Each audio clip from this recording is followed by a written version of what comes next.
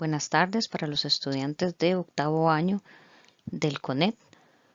Mi nombre es Melissa Alvarado, soy profesora en la sede de Cartago. En este video vamos a hacer un repaso para la segunda evaluación de este primer periodo del 2021.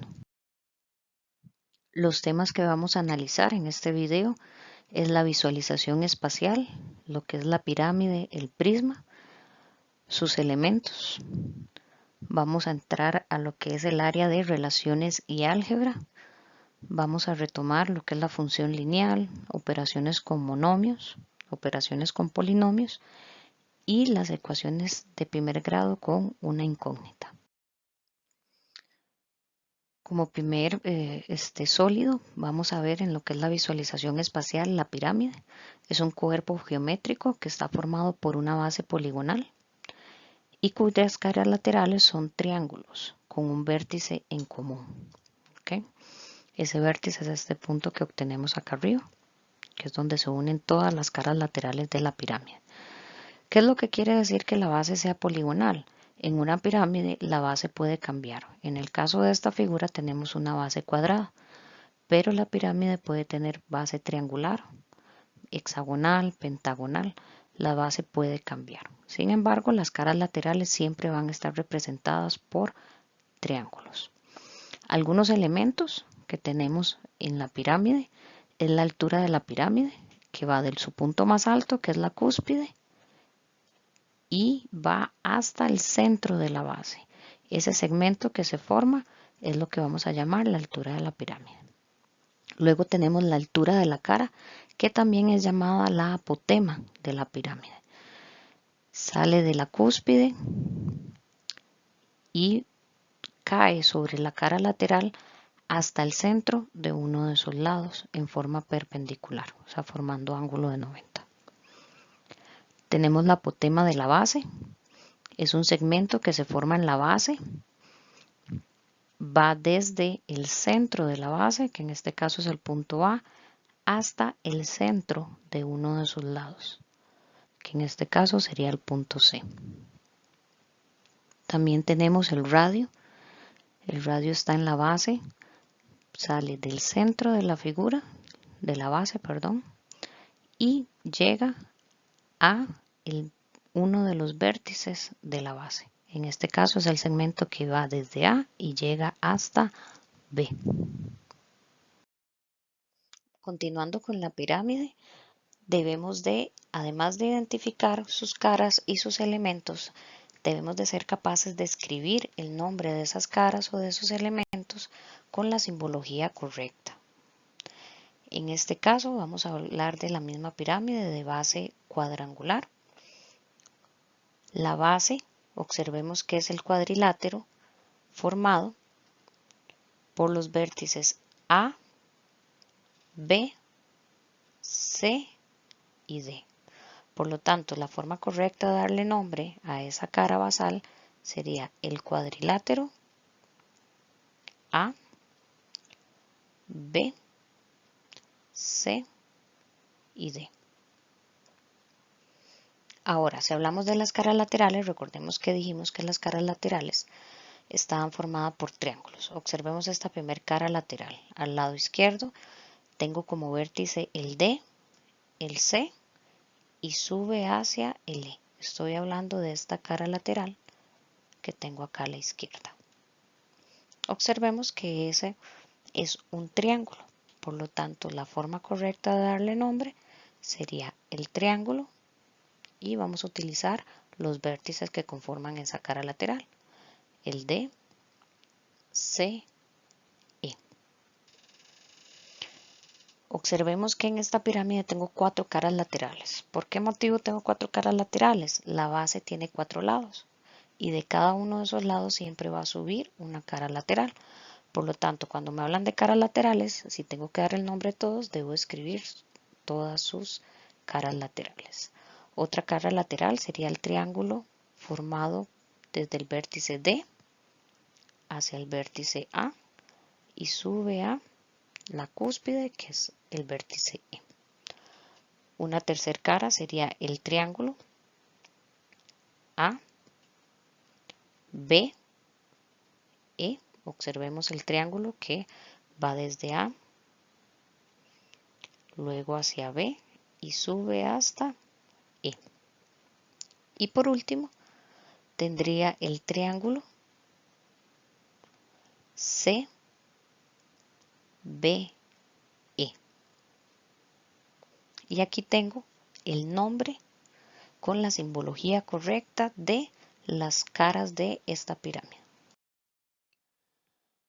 Continuamos con los elementos de la pirámide. Tenemos la cúspide es el punto en el cual se unen las tres caras laterales. Recordemos que al ser un punto, el nombre correcto es una letra mayúscula, que en este caso, de acuerdo a la figura que nos presentan, es la letra E. Tenemos la altura de la pirámide es el segmento que va desde la cúspide hasta el centro de la base. Observemos que es un segmento, por lo tanto la forma correcta de darle nombre sería el segmento EF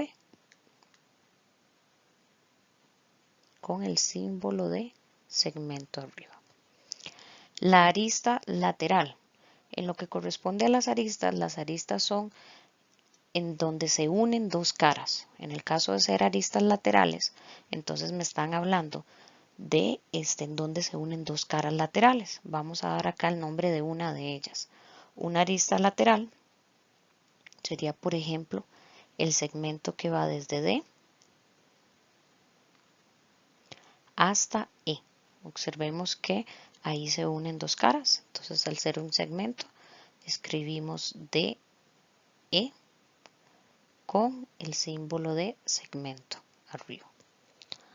La apotema de la base, de acuerdo a lo que mencionamos anteriormente, es el segmento que va desde el centro de la figura y llega al centro o a la mitad de uno de sus lados.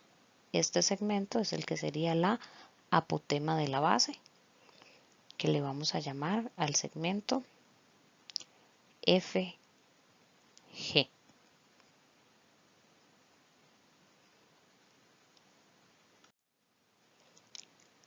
La altura de la cara, o también llamada apotema lateral, es el segmento, sale de la cúspide, el punto E, baja sobre una de sus caras y llega a la mitad del lado.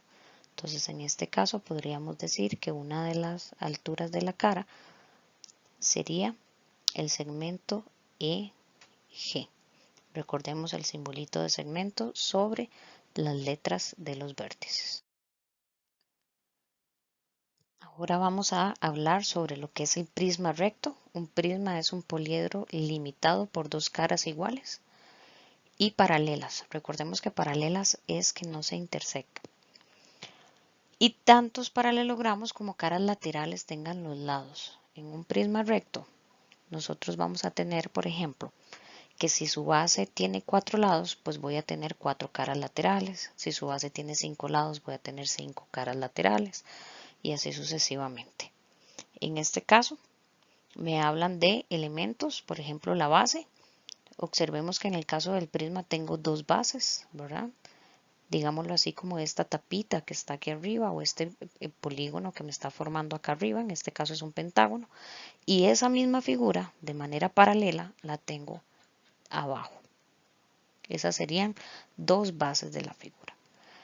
Arista básica. Esto es la arista. Habíamos dicho que la arista es el segmento en el cual se unen dos caras.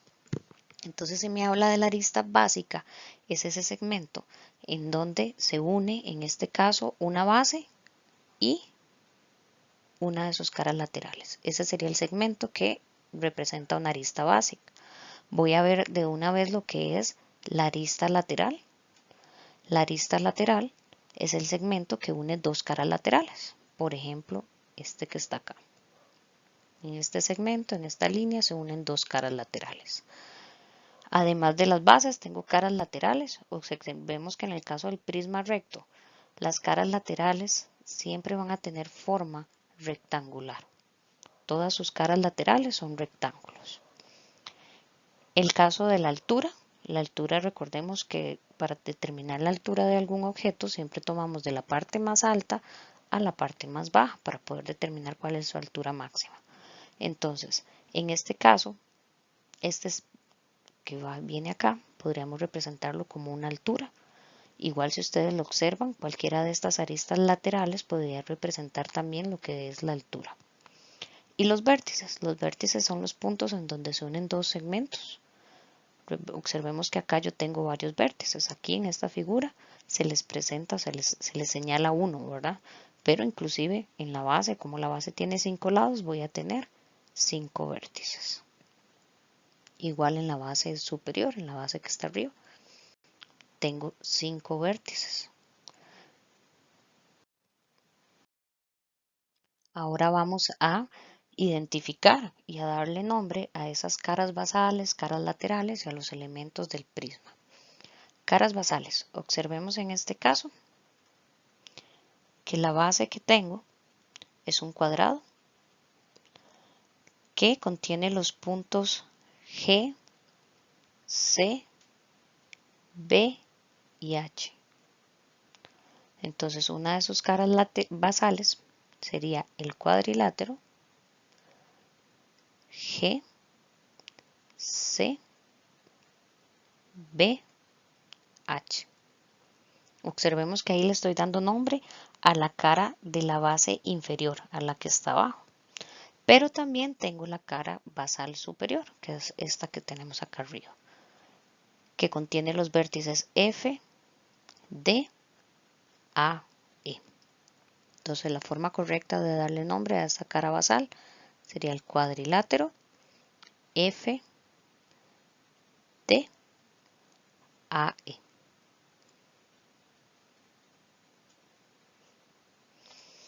Ahora observemos que en este caso, como la base tiene 4 lados, este prisma tiene 4 caras laterales. Y como lo mencionamos anteriormente, esas caras laterales siempre van a formar rectángulos. Vamos a ver la cara lateral que tengo al lado derecho de la figura.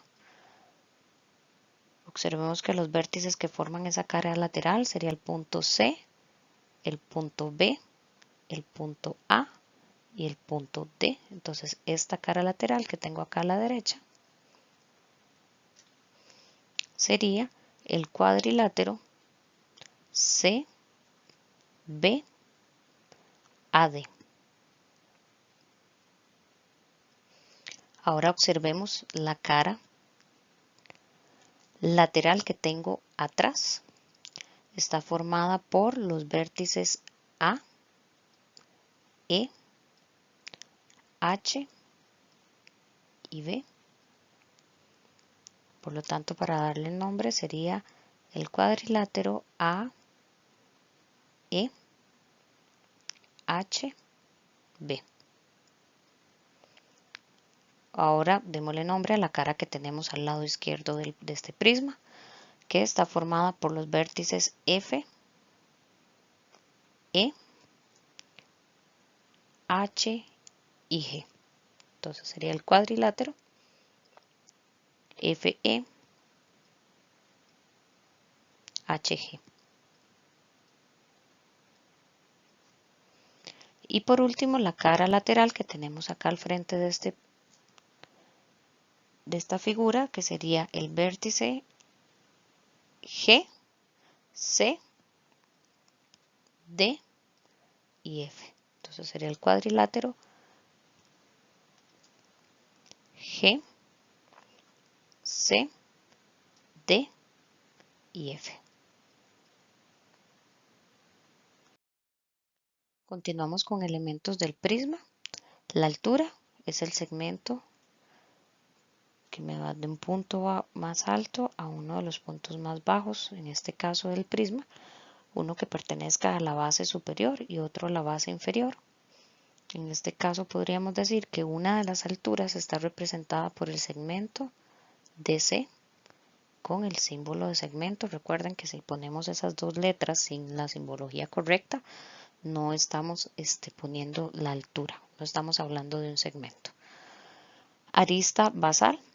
Recordemos que las aristas son aquellos segmentos en los cuales se unen dos caras.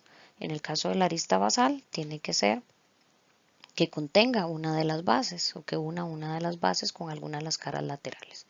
Por ejemplo, el segmento FE es un segmento que representa una arista basal, FE como segmento.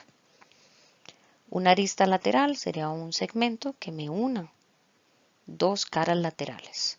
Podríamos hablar en este caso que el segmento AB me une dos caras laterales. AB es una arista lateral, por lo tanto lo pongo con la notación de segmento. Aristas laterales también tengo varias. Vean que además de poner el AB, también pude haber puesto el segmento EH, el segmento FG, el segmento DC.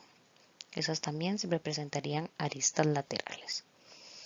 Con estas dos figuras geométricas que acabamos de ver, se finalizaría lo que es el área de geometría del nivel de octavo año. Y ahora vamos a entrar en lo que es el área de relaciones y álgebra. El álgebra es el área de la matemática en la que se usan símbolos, letras y números para poder expresar relaciones entre expresiones que representan números. Además, también acá podemos ver algunos temas como lo que son patrones, relaciones entre distintos tipos, puede ser numéricos y geométricos, funciones, etc. La función lineal. Primero, tener claro lo que es una función. Una función es una relación que va a existir entre dos conjuntos y sus elementos. En este caso vamos a ver lo que es la función lineal, que siempre va a estar representada por una ecuación que va a tener esta forma: y igual a mx más b. Vamos a ver un ejemplo en el cual nos muestra cómo podemos aplicar o podemos utilizar la función lineal incluso en tal vez en forma indirecta en nuestro día a día. En este ejemplo tenemos: Juan trabaja en una tienda de repuestos de auto. Cuando lo contrataron, le indican que su salario mensual se calculará de la siguiente manera: un salario fijo de 295,000 colones, y por cada artículo que venda recibirá una comisión de 620 colones. De acuerdo a estas condiciones, su salario se puede calcular utilizando una función lineal, la cual podemos ver representada con esta ecuación que tenemos acá, parte de los datos que tenemos. La ecuación que nos va a servir para calcular el salario de Juan. Me pide que en cuanto a este enunciado complete la siguiente tabla. Me da una tablita donde tenemos que tener claro que representa cada una de sus filas y sus columnas. Esta primera columna tenemos que me habla de los artículos vendidos, que le dan la letra X. Y en la segunda columna tenemos el salario mensual. Lo que nos están preguntando acá, lo que tenemos que llenar es: ¿qué pasa si Juan vendió 45 artículos? ¿Cómo vamos a calcular eso? Vamos a tomar la función, la ecuación que tenemos acá, y en lugar de X vamos a colocar el valor dado, que en este caso es 45. Me están preguntando qué sucede si X es 45. Tomo la ecuación y sería entonces f de 45, o sea, el salario cuando Juan venda 45 artículos sería 620, la operación que hay entre ese 620 y esa letra, en este caso es un por, X, que sería 45, más 295,000. ¿Ok? Entonces, para calcular el salario de Juan, lo que tenemos que hacer es calcular esa operación. Lo podemos hacer con la calculadora. 620 por 45 más 295,000 me daría que el salario de Juan, si vende 45 artículos, sería de 322,900.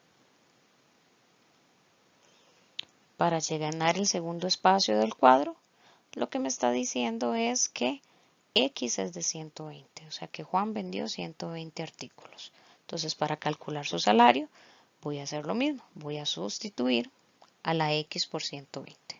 Sería 120 es igual a 620 por 120 artículos que vendió Juan, más los 295,000 que recibía de salario base. Hacemos esa operación en la calculadora y nos va a dar el salario mensual de Juan en el caso que venda 120 artículos, que sería de 369,400. Por acá vamos a hacer el tercero,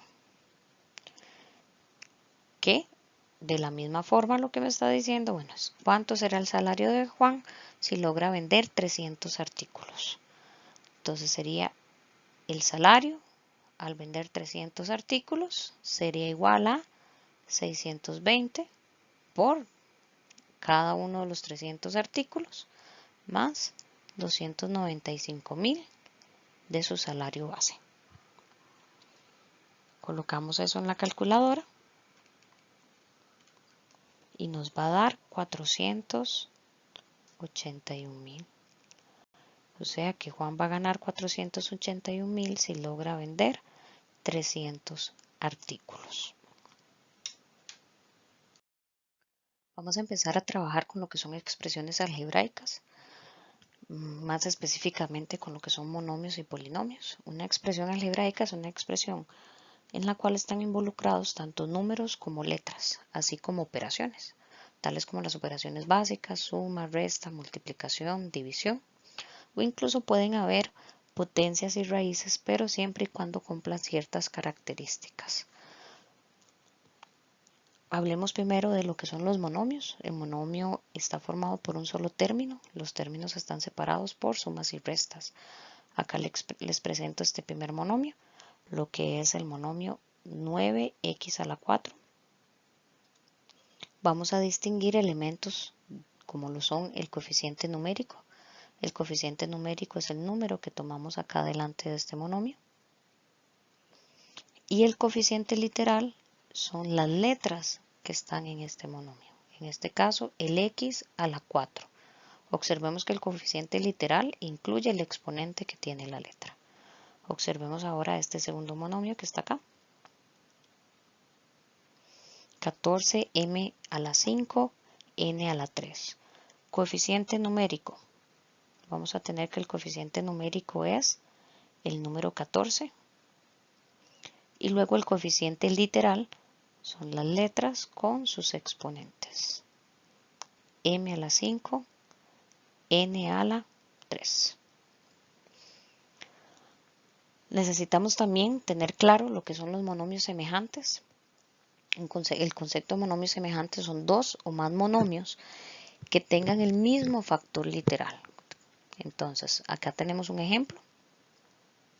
Tenemos tres monomios que si nosotros observamos sus factores literales son igual, ¿verdad? Su factor literal en este primer caso es el x a la 3. En este segundo caso también tengo el x a la 3 y en este tercer caso tengo también x a la 3.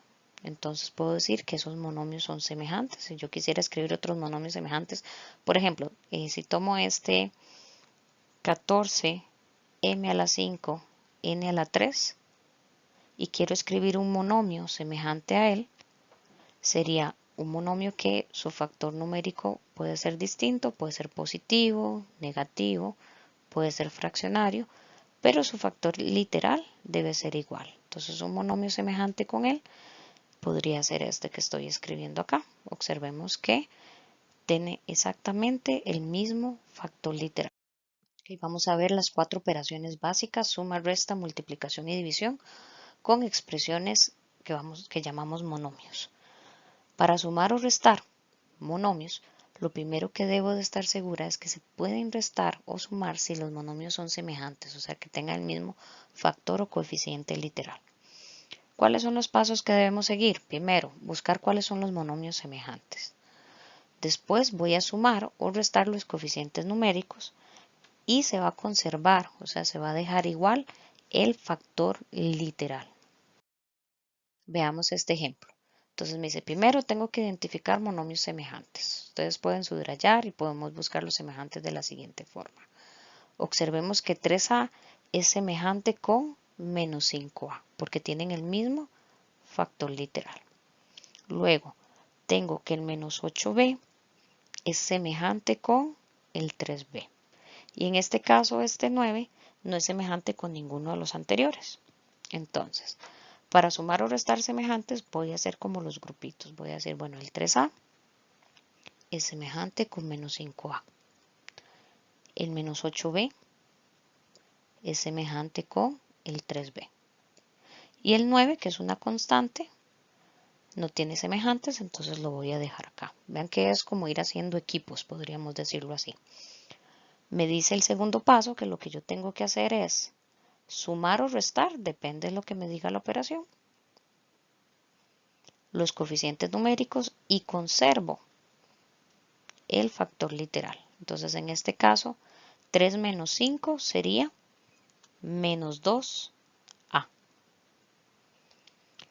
Voy ahora con este segundo grupo de semejantes. Tomo el coeficiente numérico que es menos 8.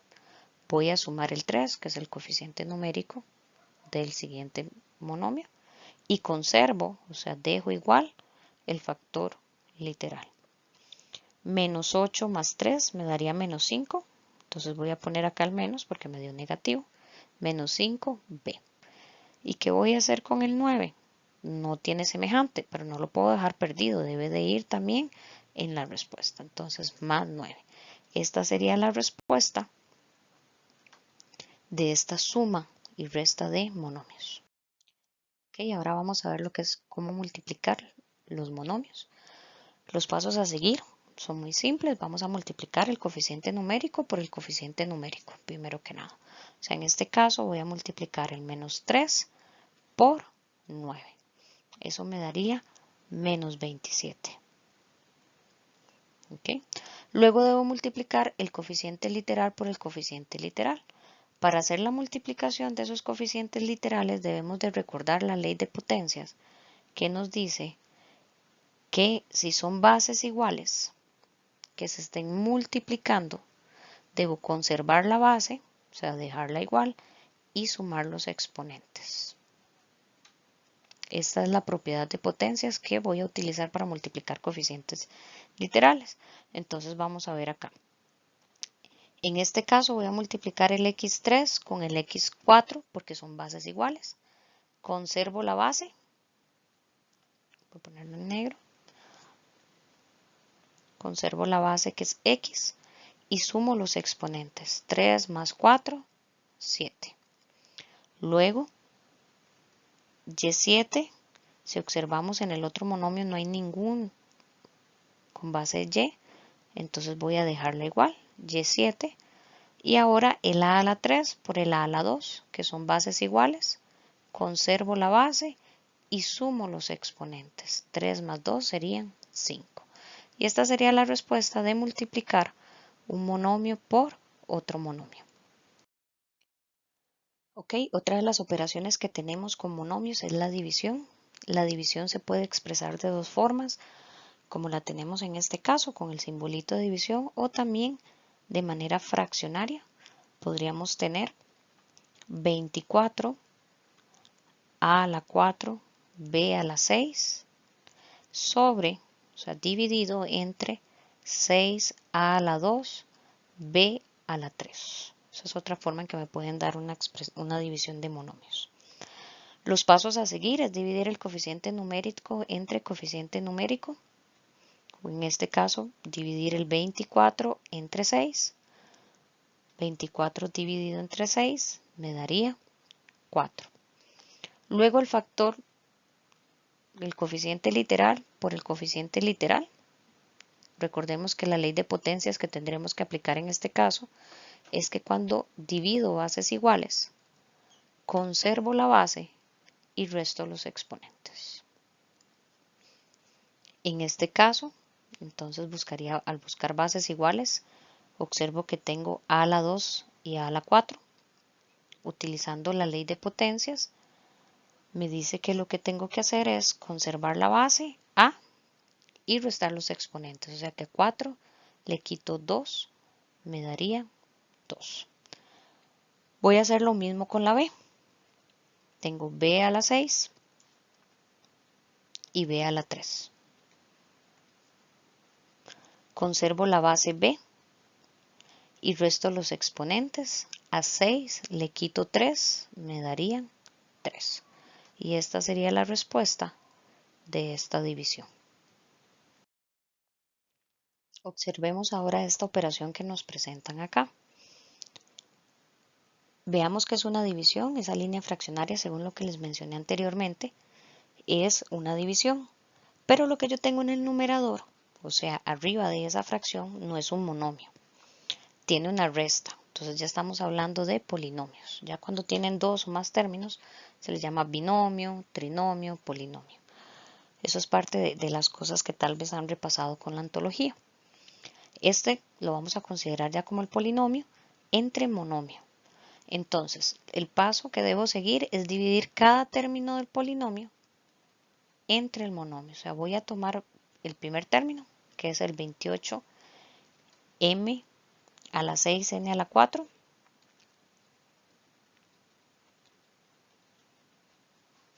Y lo voy a dividir entre 2mn a la 2. Primer término del polinomio entre el monomio. Y luego voy a hacer lo mismo con el segundo término. Menos 14m a la 5, n a la 3, lo voy a dividir entre 2mn a la 2. Entonces cada término que yo tenía en este polinomio acá arriba, lo voy a dividir entre el monomio. ¿Ok? Al haber hecho esto, ya nosotros lo que estamos planteando acá son dos operaciones de monomio entre monomio, que es lo que acabamos de ver en el ejercicio anterior. Entonces, para resolver esto me decía que divido el 28 entre 2, daría 14. Y aplicando ley de potencias, conservo la base si son iguales y se restan exponentes.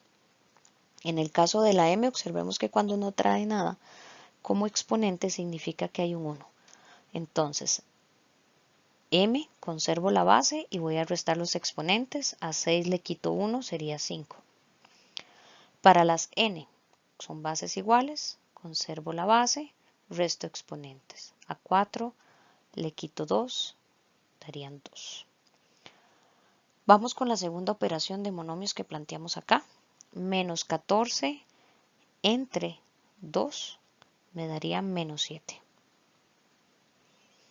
Ahora m a la 5 entre m a la 1, conservo la base, resto exponentes. N a la 3 entre n a la 2 son bases iguales, conservo la base y resto exponentes. A 3 le quito 2, es 1. Recordemos que el 1 puedo ponerlo, si quiero yo lo omito, no es necesario que lo ponga. Y esta sería la respuesta de esta división de polinomio entre monomio. Observemos en este ejercicio se nos presenta una combinación de operaciones con polinomios. Tenemos suma, resta y tenemos lo que es un producto notable. Lo primero que vamos a resolver es el producto notable. Voy a resolverlo por acá a un lado para que repasemos de una vez lo que eran los productos notables. En este caso tengo el primer producto notable. Tengo una suma de un binomio elevado a la 2. El producto me dice, tomo el primer término, que en este caso es m, lo elevo a la 2, más 2 por el primer término, que sería m, por el segundo término, que es 4, más el segundo término, que en este caso es 4, elevado a la 2. Ahí lo que hice fue plantear lo que es el producto notable. Ahora vamos a resolver cada una de esas operaciones que planteé.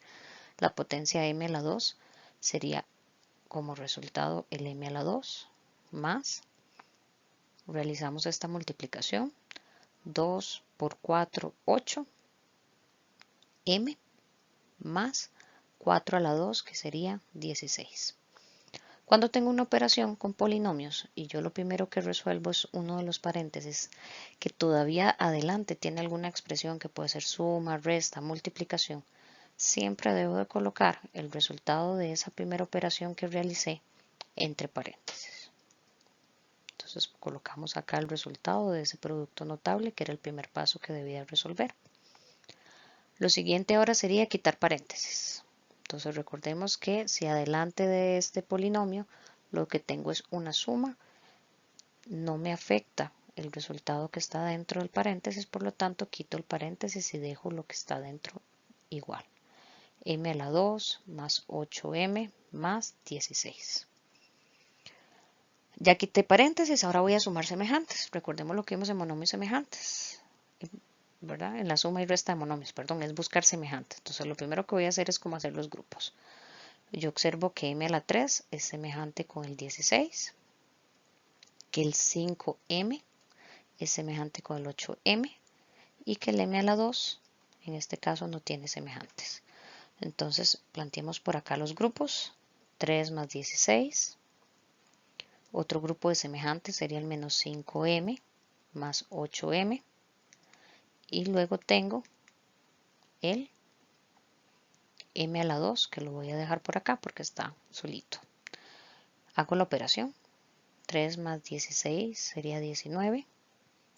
Menos 5 más 8m. Recordemos que para sumar o restar monomios será, tomo los factores numéricos, menos 5 más 8 me daría 3. Y conservo el coeficiente literal. Y en este caso el m a la 2 lo voy a dejar igual. Para dar la respuesta debo dar todo este resultado junto. Por lo general se ordena en forma descendente, o sea, de mayor a menor grado. ¿Que cuál era el grado? En este caso es como el exponente de la m, que es la variable que tenemos acá. Entonces voy a colocar primero el m a la 2. Luego voy a colocar acá un más. ¿Por qué un más? Porque el siguiente término que voy a poner es el 3m, que está positivo. Entonces más. Ahora, ¿qué operación pongo acá? El que voy a poner ahora es el 19. Entonces voy a poner más 19. Y esa sería la respuesta de esta operación. Okay, en este apartado vamos a hablar un poco de lo que son las ecuaciones de primer grado con una incógnita. En este video vamos a trabajar un poco lo que es el concepto de ecuación y lo que es el concepto de solución de una ecuación. Cómo resolver una ecuación de primer grado ya se verá para la siguiente evaluación. Bueno, una ecuación es una igualdad de dos expresiones algebraicas, o sea, yo voy a tener siempre un igual. Observemos estos ejemplos que fueron tomados de la antología que tienen ustedes de CONET.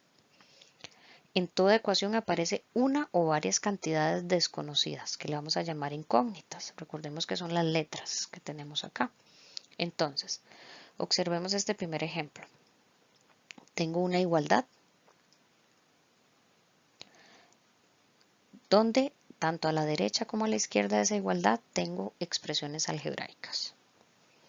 ¿Okay? Este le vamos a llamar que es una igualdad con una variable, porque solamente tengo una variable que es x, perdón, una incógnita, y de grado 1 porque el exponente mayor de la x es 1. Este segundo ejemplo, observemos que tengo una igualdad que tanto a su derecha como a su izquierda tengo expresiones algebraicas. En este caso es una ecuación con dos variables, porque observemos que aparece la incógnita x y la incógnita y, o variables, y podemos hablar también de funciones. En este tercer ejemplo tengo una ecuación, o sea, una igualdad de grado 2, porque el exponente mayor acá es 2, y de una variable, que es la x. Hablemos ahora de la solución de una ecuación. La solución o soluciones de una ecuación representan los valores que pueden tomar las incógnitas de la ecuación, o sea, las letras, que al sustituirlas por ese valor que vamos a llamar solución, hace que la igualdad sea verdadera. En el caso de las ecuaciones de primer grado, que son las que vamos a trabajar en el nivel de octavo, pueden tener máximo una solución. Hay ecuaciones que no tienen soluciones. En este caso vamos a trabajar ecuaciones de un primer grado, entonces van a tener como máximo una solución. Vamos a ver acá cómo puedo yo demostrar que un valor dado representa una solución para esta ecuación dada. Primero que nada, Observemos que acá lo que me están dando es una ecuación, o sea, una igualdad, en donde tengo expresiones algebraicas a la derecha y a la izquierda. Para yo poder determinar que en este caso, demostrar que x igual menos 2 es la solución de esta ecuación, yo lo que tengo que hacer es sustituir, o sea, ir a la ecuación y cambiar a la x por menos 2. Resolver esas operaciones y si la igualdad resulta verdadera, quiere decir que el x menos 2 es solución de la ecuación. Veamos por ejemplo acá. Vamos a ir sustituyendo. La idea es cambiar a la x por el menos 2. Entonces lo demás lo voy copiando igual. 5, paréntesis 3.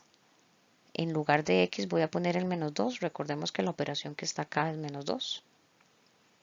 Menos 2 más el 2 lo voy a dejar igual. Abro paréntesis 4 por menos 2. Lo que hice acá fue cambiar a x por menos 2, menos 5. Vean que ya tomé la expresión de la izquierda del igual y cambié todas las x por menos 2. Voy a hacer lo mismo con la expresión que está a la derecha. 6, abro paréntesis, 3 por menos 2, menos 5. Cierro paréntesis. Y ahora vamos a ir resolviendo. Recordemos que resuelvo primero paréntesis. Acá sería 5 por 3 por menos 2 me daría menos 6. Menos 6 menos 2 me daría menos 8. Más, conservo el 2 por, vamos a resolver este segundo paréntesis. 4 por menos 2 sería menos 8. Menos 8 menos 5 me daría menos 13. Igual a. Y en este lado derecho vamos a hacer lo mismo. Vamos a resolver el paréntesis. 3 por menos 2 sería menos 6. Menos 5 me daría menos 11. ¿Okay? Ahora lo siguiente sería resolver las multiplicaciones. 5 menos 8 me daría menos 40. Más 2 menos 13 me daría menos 26. Igual a 6 menos 11 me daría menos 66. Observemos que el lado derecho ya yo logré llegar a un resultado. Al lado izquierdo todavía debo resolver esta suma de números negativos que me daría menos 66 igual a menos 66. Observemos que en este caso la igualdad se cumple. Lo que yo tengo al lado izquierdo es igual a lo que tengo al lado derecho. Por lo tanto, yo acá estoy demostrando que menos 2 sí es una solución de esta ecuación. Bueno, a todos espero que les haya servido, que les sea útil el desarrollo de estos ejercicios para el repaso que deben de hacer para la evaluación número 2. Saludos.